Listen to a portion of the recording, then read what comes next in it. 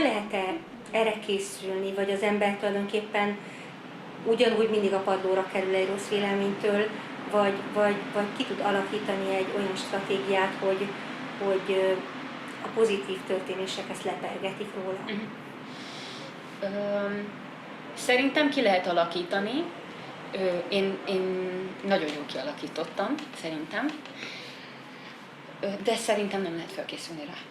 Tehát hiába bárki előre megmondja, hogy ez fog következni, akkor hogy nem lehet felkészülni. Tehát lehet tudni előre, de az ember nem tudja, hogy milyen, amíg nem tapasztalja meg, és nem tudja, hogy fog reagálni. Az online a kritikák, a blogok, a bloggerek, a mindenféle fórumokon a hozzászólások, azok a leggonoszabbak.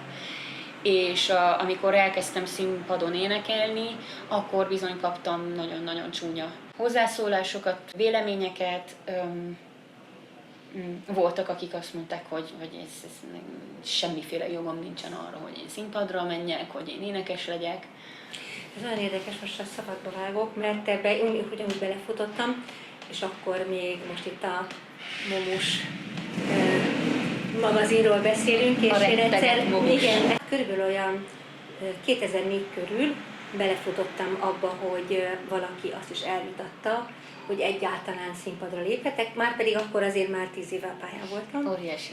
És egészen brutálisan, és akkor hozzászóltam, én mindig a saját nevemben szólok hozzá, később is, és aztán kikövetkeztetéssel mindig rájöttem, hogy nagyon sokszor az ember ilyenkor útjában van valakinek, akit az illető anonim férfi vagy nő kedvel, és az az indulat csapódik rám, amit ő egy frusztrációt érez, hogy nem az ő kedvence énekel. Nekem is olyan kb. 4 brutális éven betelt, hogy most ugye megemésztem, és utána arra is rájöttem, hogy az se életbiztosítás, hogyha az embert kedvelik, vagy pozitívan írnak róla, hiszen attól nem fog jobban menni a bolt. Tehát, hogy tulajdonképpen nekem nagyon lassú folyamat volt, és én ezzel nem is a pályám elején szembesültem, hiszen mikor én 94-ben elkezdtem színpadon énekelni, nem volt ilyen. Kialakultabb állapotomba ért ez a pofon, és nem tudtam ezeket a stratégiákat nagyon sokáig kialakítani. És ezért érdekes, amit te mondasz, hogy tulajdonképpen neked ez a pályád elején ez nagyon sűrítve megtörtént, és talán szerencsésebben helyre is tudod rakni ezt, és akár negligálni, amikor negligálandó dologgal találkozol. Igen, hát ugye ezen a hírhedt Momuson én is kaptam egy-két gonosz hozzászólást, és akkor emlékszem, hogy 20 pár évesen azért ez nagyon-nagyon rosszul esett. Sosem értettem, hogy az, aki nem csinálja, nincs benne a szakmában, az hogy veszi a bátorságot arra, hogy ítéletet mondjon. És én arra következtetésre jutottam, hogy én ezeket az embereket egyébként sajnálom. Tehát a YouTube-on is, a fórumokon is, minden egyéb helyeken, ezek az emberek, akik ebben élvezetet lelnek, azokat én nagyon sajnálom, mert nem ez kellene, hogy legyen az élvezet. Hanem, hogyha valakit nem szeretünk, akkor nem kezdjük el ekézni nyilvánosan, hanem nem szólok hozzá. Illetve lehet korrekt emberi stílusban is hozzászólni. Szóval voltak nyomdafestéket nem tűrő hozzászólás. Most azt nem mondom, hogy nem volt olyan, ami szépen volt megfogalmazva és egy korrekt véleményt tükrözött, ilyen is van, de ez nagyon-nagyon kevés. Ez nagyon érdekes, amit mondasz. És lehet, hogy ez egy korosztályos különbség köztünk, mert hát bizonyos ideig, és nem csak a magyar, hanem a külföldi fórumokat is olvasva, kaptam hasznos információkat, ugyanis hát ők akárhogy is, de célközönség.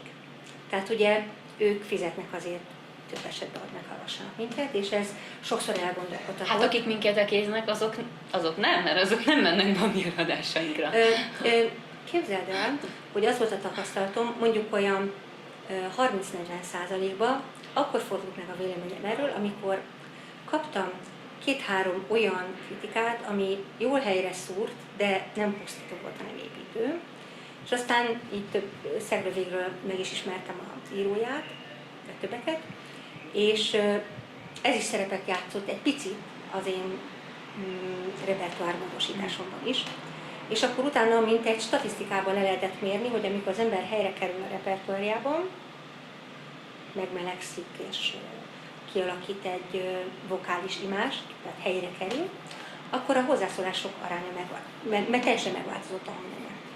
És én ebből azt szűrtem le, hogy ha lehántom a durvaságot és a anonimitásból eredő frusztrációt és korláttalanságot, akkor ezek a dolgok is lehetnek hasznosak, illetve nagyon pontosan kirajzolnak egy tendenciát.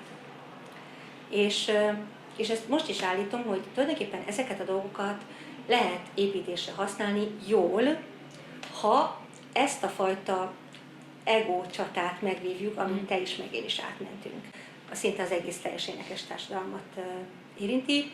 Mindenki elolvassa, hiszen nagyon kevés olyan szakmai visszajelzés van, illetve most, ha lehet azt mondani, akkor a útkeresés zajlik a short kritika, a gyors azonnali visszajelzések között, és nem alakult ki egy olyan minőség, amire azt tudom mondani, hogy na ez lesz a jövő, ez lesz a jövő. Nagyon hullámzik a színvonal, és te is, meg én is keresem a visszajelzést, hiszen emberek vagyunk.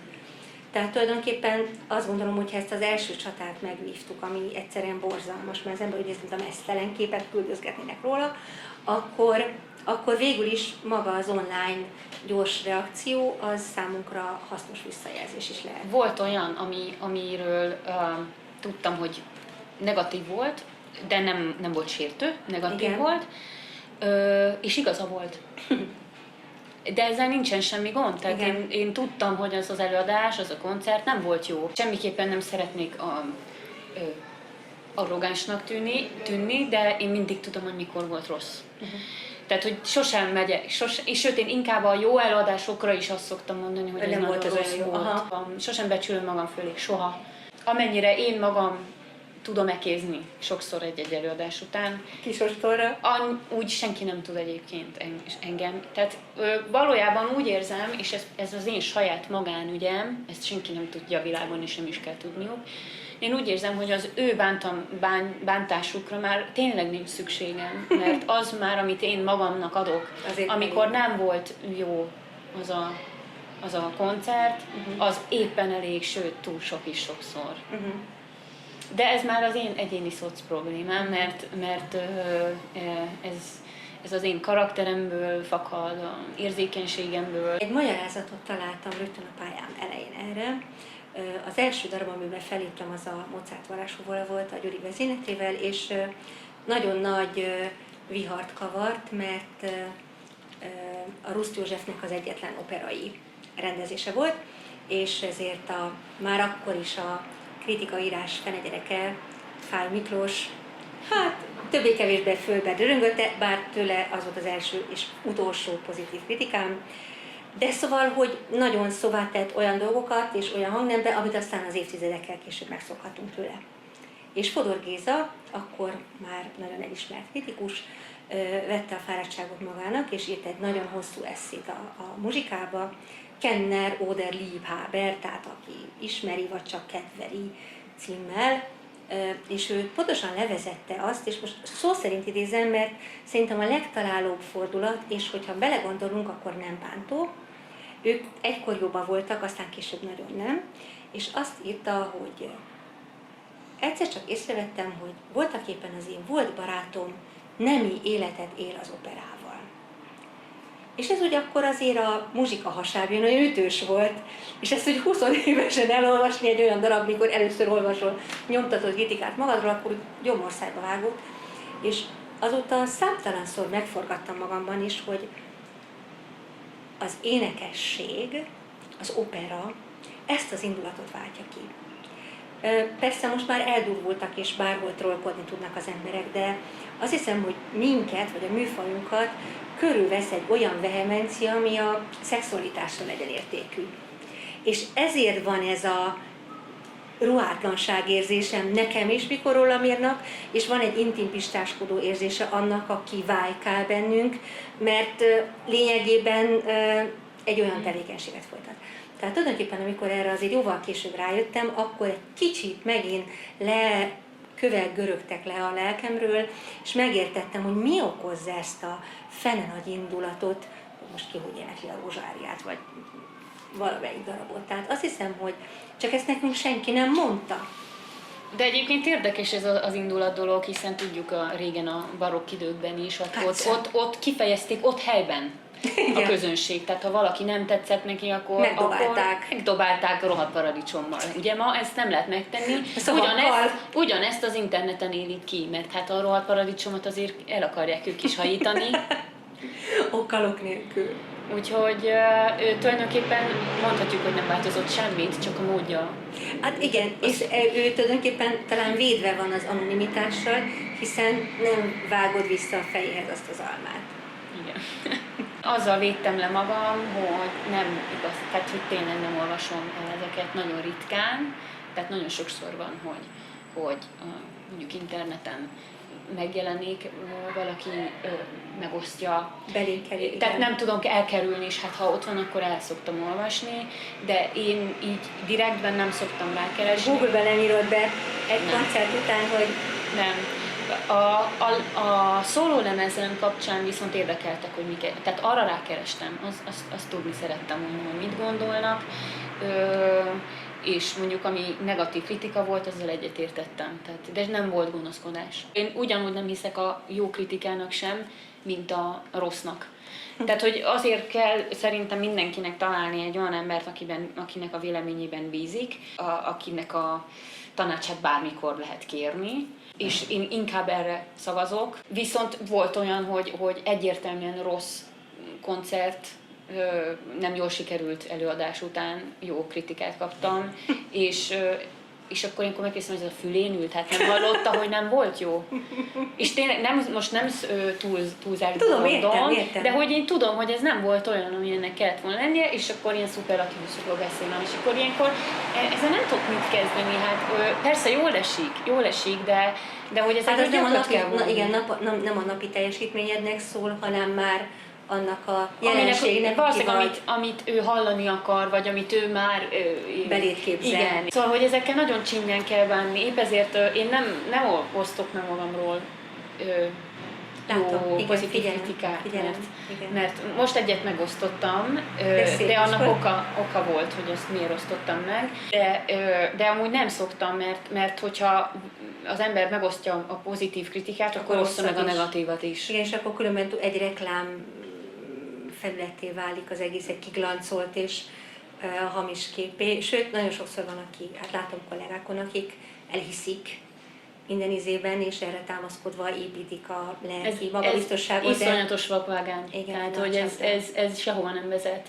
Ha valaki abból próbálja az önbizalmát felépíteni, mint előadóművész, hogy a saját magáról olvasgatja a pozitív kritikát. Tehát ez óriási csapda. Én azt látom, és erősíts meg, hogy ezt kimondom, hogy tulajdonképpen egy szakmai családot építettél magad köré, olyan emberekkel, legyenek azok nagynénik, keresztmamák, stb., akikhez bizonyos helyzetekben fordulhatsz, és önálló vagy, egy szabad madár, de vannak bástyáid vagy bázisaid, akiktől segítséget tudsz kérni olyan alkalom, amikor magad nem tudsz dönteni. Én azt gondolom, hogy egyébként minden énekesnek van ilyen. Tehát aki már 30 éve van a pályán, szerintem még az is néha kerül olyan helyzetben, hogy egyszerűen muszáj egy külső tanácsadót megkérdeznie. Ez nem titok, hogy te nekem egy ilyen ember vagy. És az elmúlt 10 év alatt nagyon-nagyon sok tanárhoz elmentem, mert úgy éreztem, hogy föl kell fedeznem saját magam, meg kell találnom a lehetőségeidet, igen.